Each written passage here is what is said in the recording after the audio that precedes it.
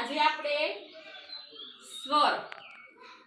જે વ્યંજનમાં ભળવાથી શું થાય છે એ શીખીશું। આ ગુજરાતીમાં ઈ છે એનો પહેલી એબીસીડી માં આઈ અને આ છે બીજી એબીસીડી માં આઈ, એને સ્વર કહેવાય। હવે ક ની અંદર જે આઈ જે સ્વર છે એ ભળવાથી કી બને છે, તો કે આઈ કી। હવે કે એચ આઈ ખી, જી આઈ ગી, જી એચ આઈ ગી, સી એચ આઈ ચી, સી ડબલ એચ આઈ છી, જે આઈ જી, જે એચ આઈ અથવા તો Z I Zee,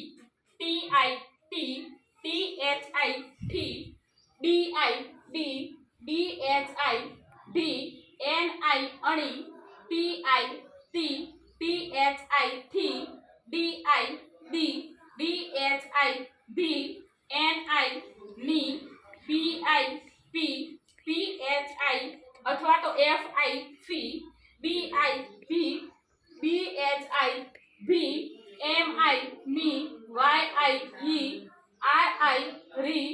L I લી, વી આઈ વી, એસ એચ આઈ શી, એસ એચ આઈ શી, એચ આઈ હી, એલ આઈ લી, કે એસ એચ આઈ ક્ષી, જી એન આઈ અથવા તો જે એન આઈ ગ્ની। આવી રીતે આપણે રોજે રોજ એક એક સ્વર લેતા જઈશું અને એના પછી આપણે સ્પેલિંગ બનાવતા શીખીશું અને વાંચતા પણ ધીમે ધીમે શીખીશું।